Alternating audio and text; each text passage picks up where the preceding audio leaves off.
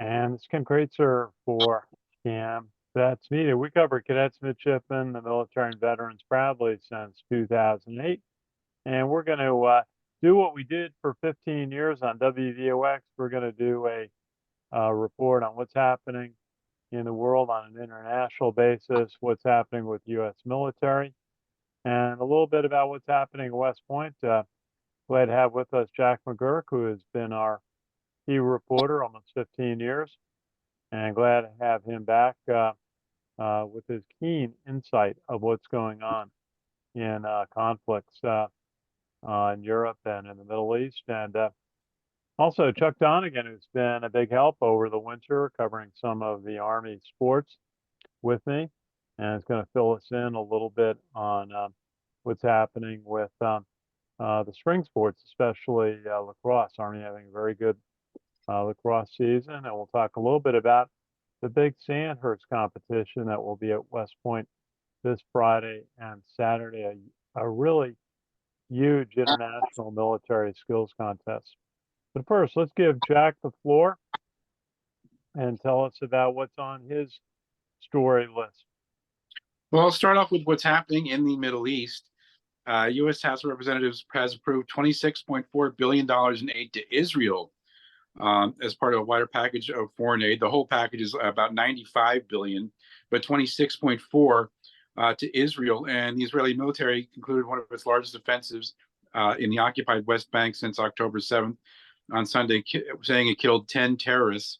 And this goes back to what's happening with Israel and Hamas, that war there. And now there's also tensions with Israel and Iran, where you had Israel strike on the Iranian embassy in Syria, and then Iran responded with this big drone strike, although most of the Iranian drones that were sent to Israel were shot down by air defense forces from Israel, and also the United States and UK.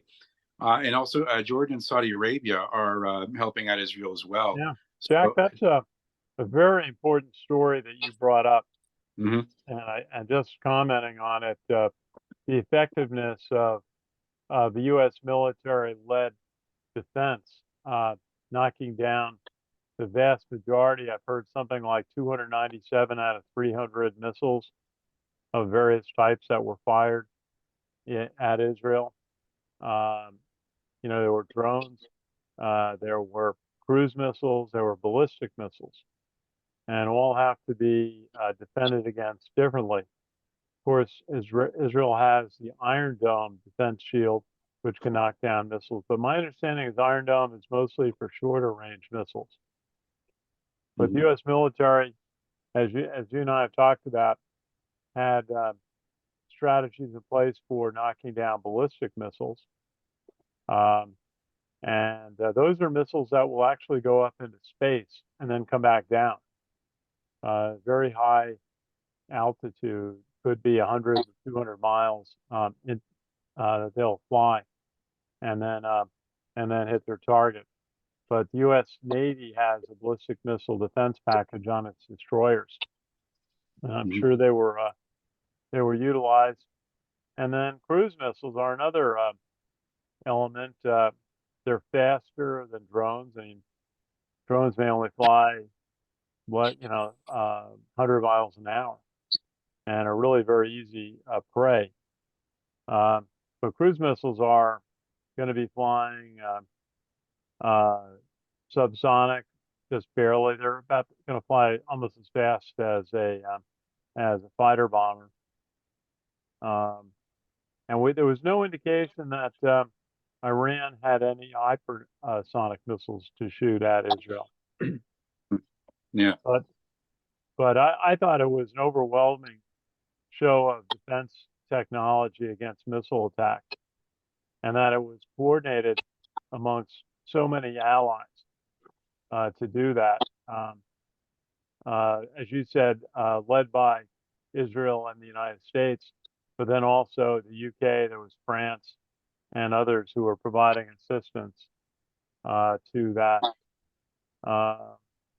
So it's really quite an extraordinary show that the United States military technology is going to work on defending against missile attacks, whether it's on ships whether it's on land. And so, you know, can you imagine the damage that would have been done if many of those missiles had landed?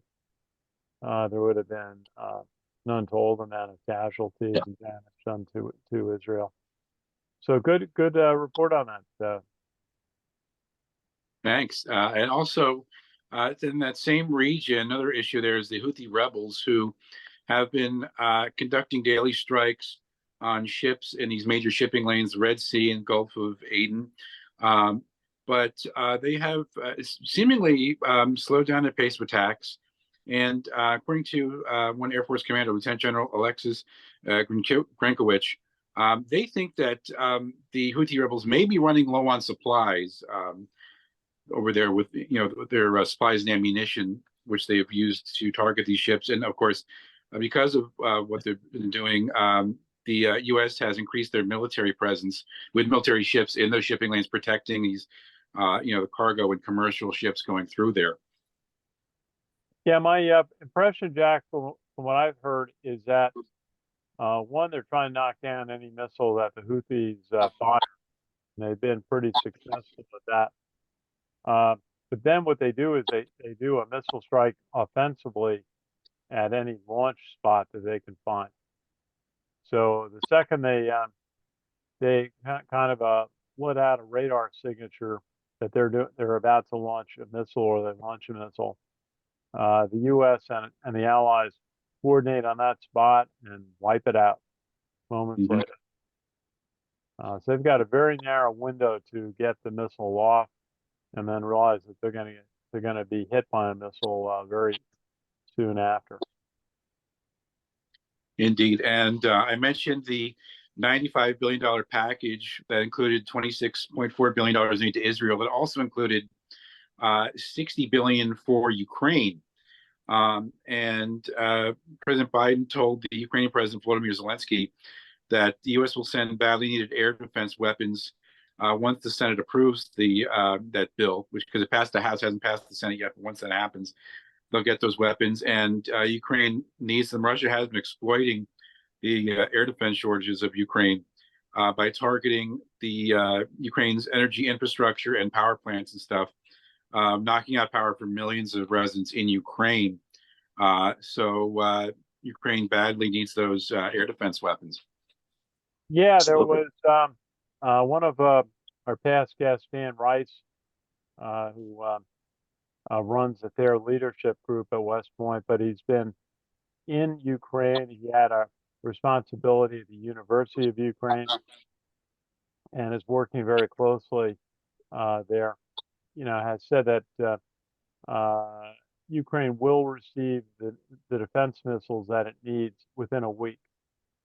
And it's going to be very fast action by the U.S. military to offer and send key supplies. They'll fly them in. And that'll give Ukraine the ability to knock down the majority of Russian missiles. What they've been saying is that they're pretty good at knocking down drones, but they're struggling with hypersonic missiles. Yep. And now shifting gears a little bit to China, I'm keeping an eye on what's happening with them. And there was recent naval exercises, joint naval exercises by 4 countries: United States, Japan, Australia, and Philippines, in the South China Sea, sending a kind of a message to Beijing about their aggressive actions to assert. They've been asserting territorial claims in the area.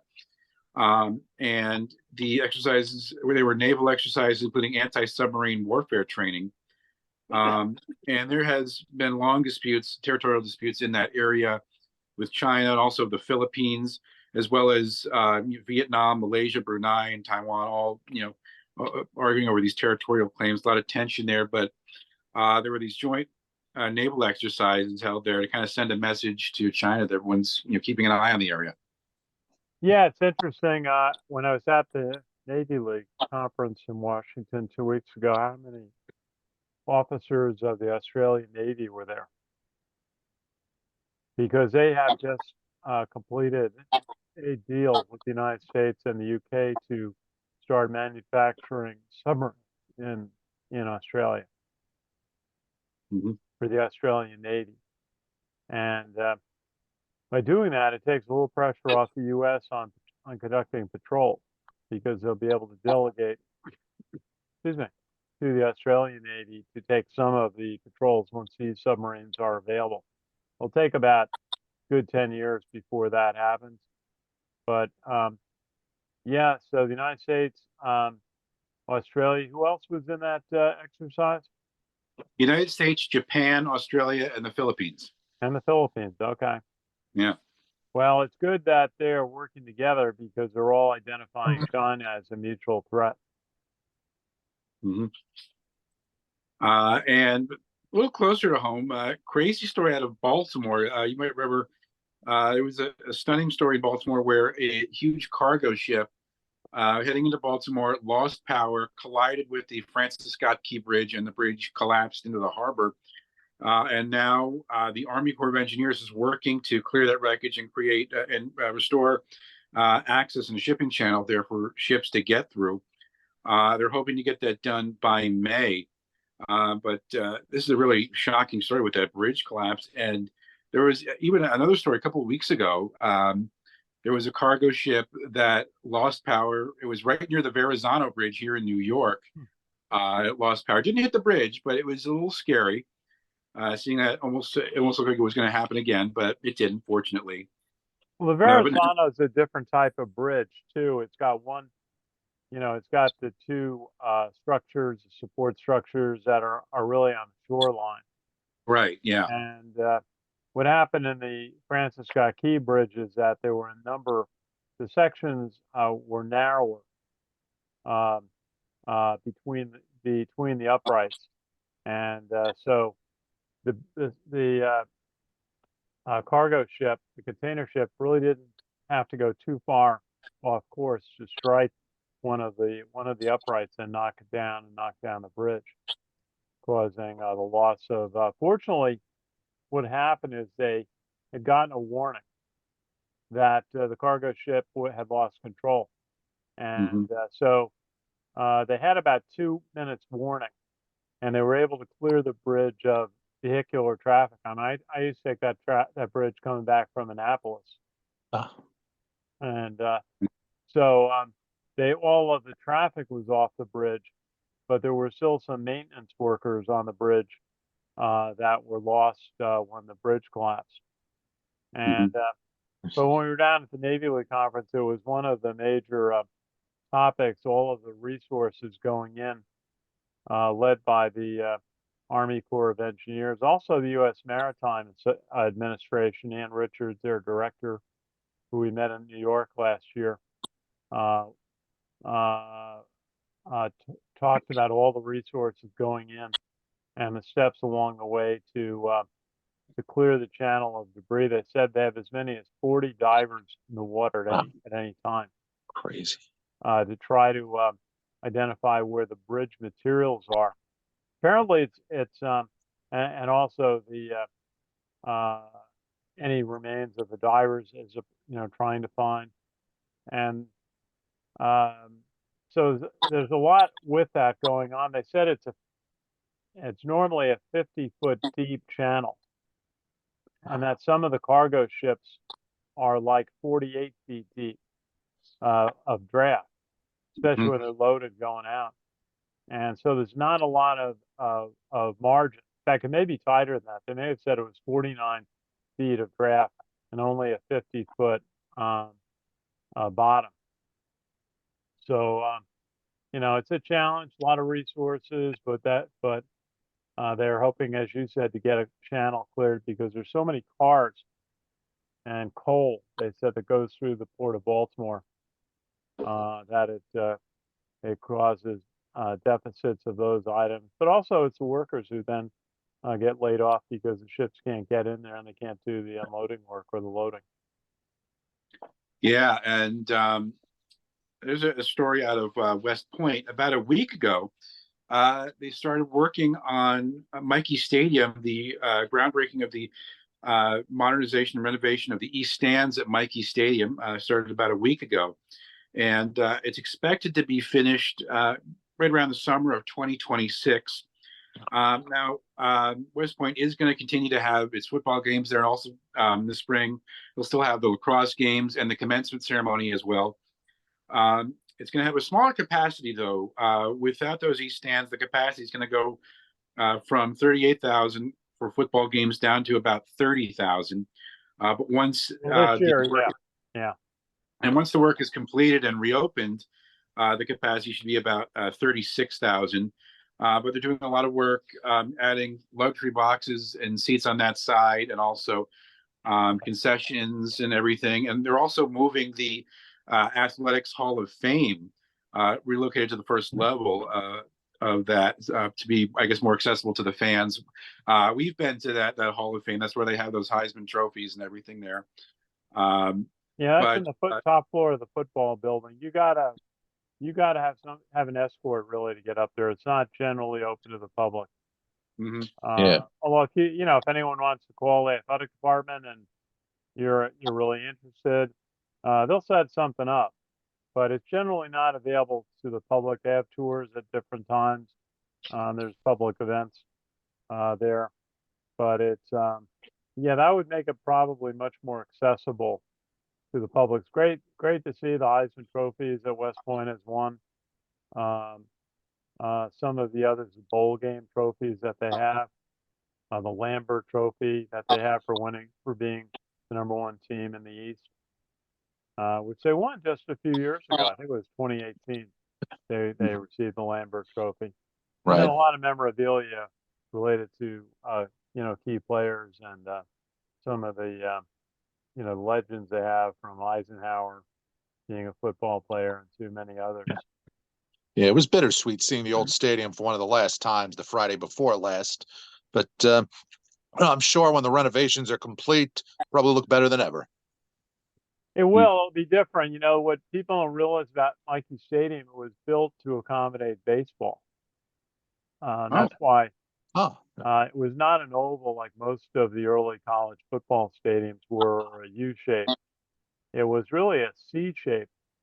And there are a few pictures scattered around the post showing a baseball game in Ichie Stadium, and the right field went out all the way to Lusk Reservoir. Yeah. And so 1920s, they put temporary stands in for football games, but then they could play baseball games. There was a photo of, the stands along the left field line, which would be the 50-yard line now, were really full of spectators for a baseball game there. So it's part of the history that the stands that were there were built in the 1960s. Oh, wow. And they're not fancy, and there could be the worst locker room in Division I. If you've been down there, you feel for visitors. I don't know how Oklahoma was going to handle it when they were going to go visit there in 2020. Just interesting how it evolved. Their first season in the AAC, and I was looking at their schedule. The Army Air Force game this year is back at Ichie Stadium. I was a little surprised at that. I thought they might consider moving that to the Meadowlands or even Yankee Stadium. They're going to play Notre Dame at Yankee Stadium and later in November, I think a week or two after.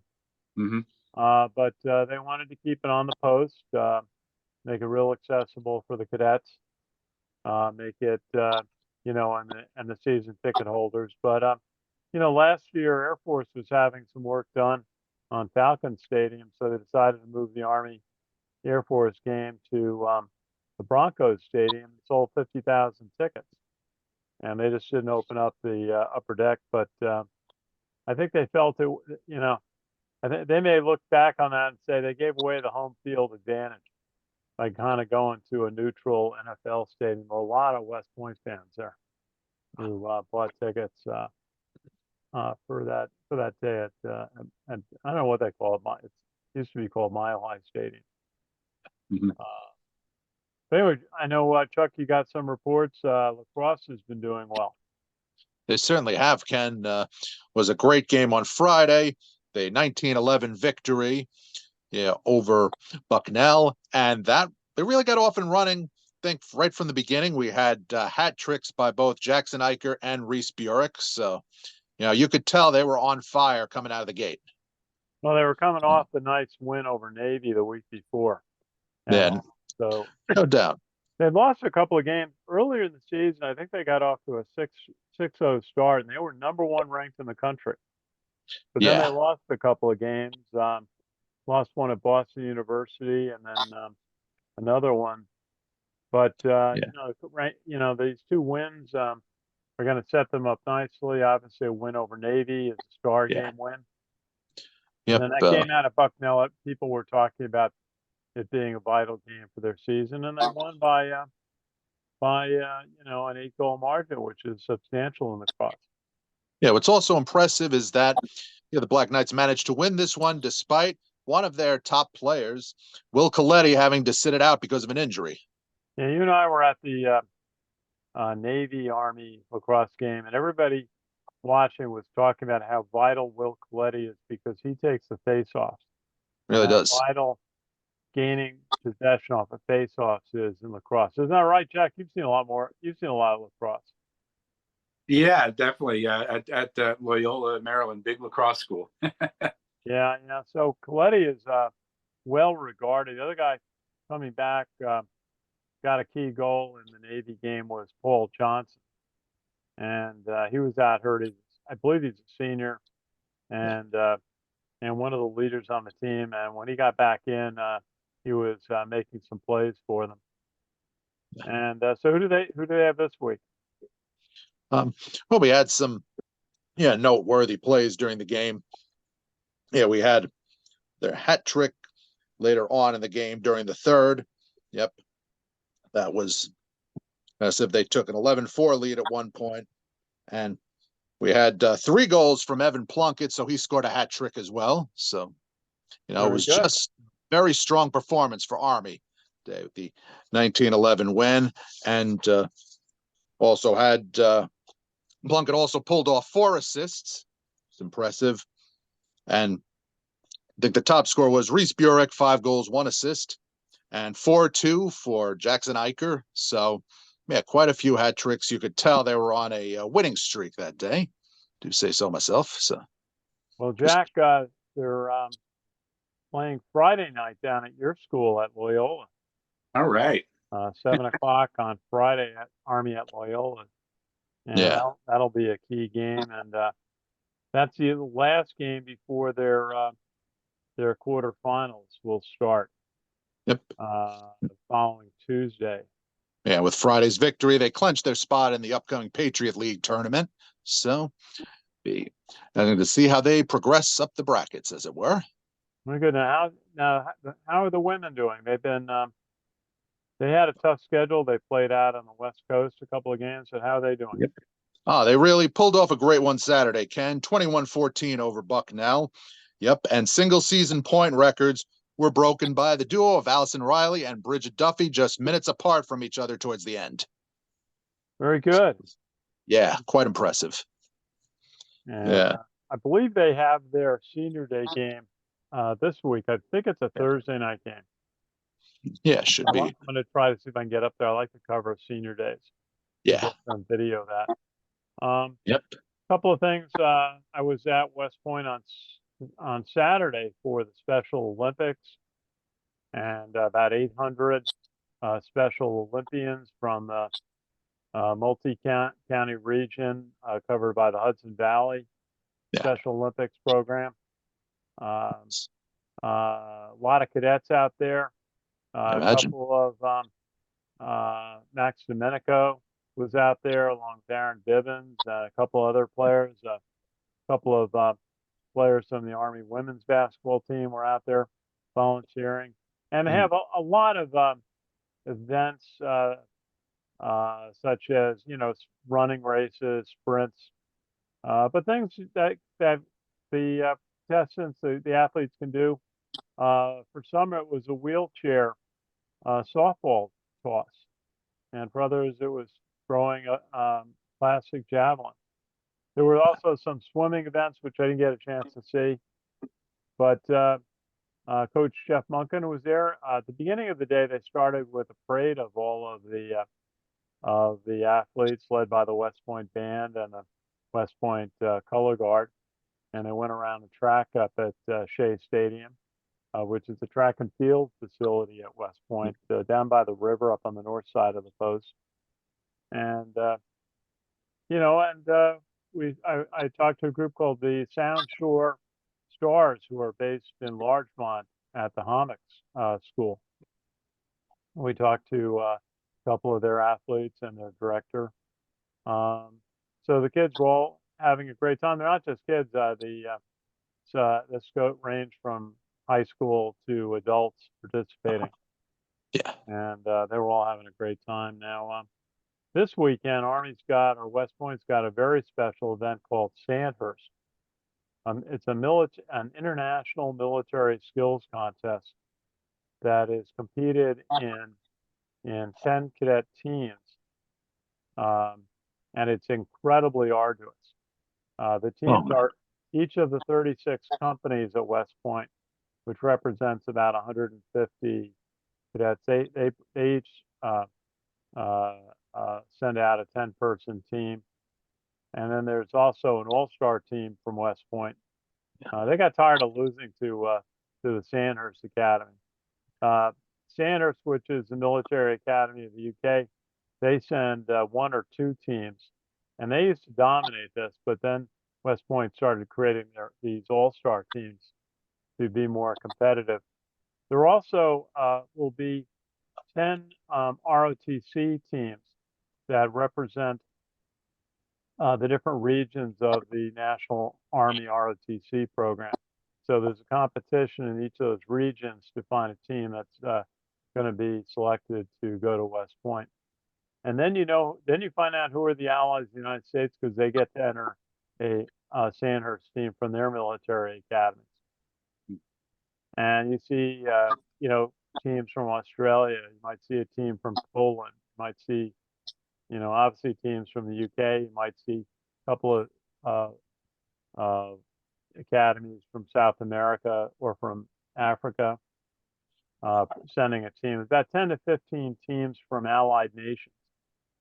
And so what they do is, for Friday and Saturday, they all go out on these 5-hour marches up and down the mountains, and usually carrying some kind of, they all have to carry full packs, and they're measured that their packs are full with the prescribed items.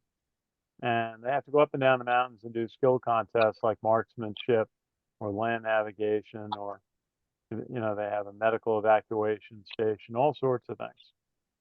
And so it takes about 5 hours to do it each day. And then they really made it tough last year, the last 2 years. They finished the first day of competition by by all the participants run across the plain and then go down the road that leads to the big hills to past Mikey Stadium, and then all the way up past the hospital to the Stony Lonesome Gate. And that's got to be at 1,000-foot change of elevation for them to run. And the teams that want to win, they're running. Yeah. They're not walking it, they're running it. So they've got incredible stamina. I thought that was making it a little bit overly difficult. So I'll hopefully be up there Friday and provide some coverage, some film, so you can see that on our YouTube page and on our Facebook page, CaMMVetsMedia. Our YouTube page is KD Kraetzer Media. So you guys have any other stories you want to mention? Yeah. Well, Ken, funny you should mention it. Should also point out that that women's lacrosse victory on Saturday, we had quite a few hat tricks and numerous assists made. Bridget Duffy holding the top honors with 5 goals, 2 assists, 4 and 7 for Allison Riley, and 3 goals each for Ryan Remily and Gabriel Mirak. Wow. Okay. Yeah. So there was a lot of scoring going on. They, really came out firing from all cylinders, as they say. Well, it's a program that's been developing over the last 5 years at West Point. when the women's lacrosse program was started. And it's been very successful with steady growth. They were out and they played. It was interesting. One night I was going to cover a hockey game, and they on that night they had the University of Southern California. Yeah, the Trojans, their women's lacrosse team playing at Michie Stadium. Wow. And I think the Army players were hoping for, like a cold night, and it turned out to be one of those very mild evenings we had back in early in the wintertime. And so I think Southern Cal won that game. And then they went out and played at Stanford and California. So it's a national team, national program, and they're growing.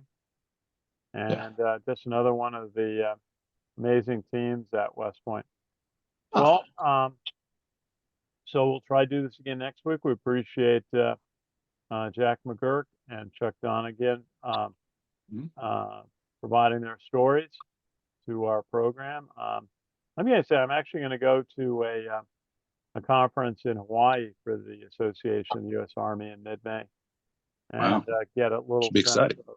Yeah, it's exciting. It's we got invited to by the Association of the U.S. Army to go and be part of that. It's a 3-day conference. We'll have the Navy commander of the Pacific Fleet who's going to be speaking, and comparable Army leaders as well.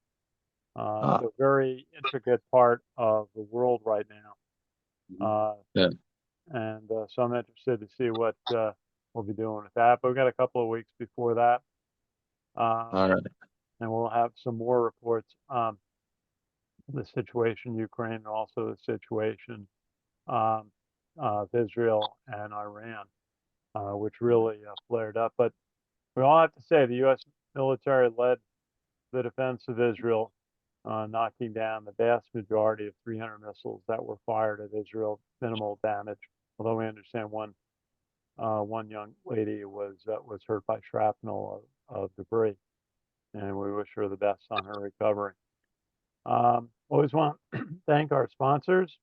The New York Yankees are playing this week at home, and they're off to a good start on the season. And also the Special Operations Warrior Foundation, which provides scholarships to children of Special Operations member families who have lost a member of the family in military service. And more on that on specialoperationswarrior.org. So anyway, gentlemen, thank you. Pleasure. Jack McGuirk and Chuck Donegan. And we'll have more for you next week. This is Ken Kraetzer for CaMMVets Media. We cover cadets, midshipmen, the military, and veterans proudly since 2008. Thanks for watching.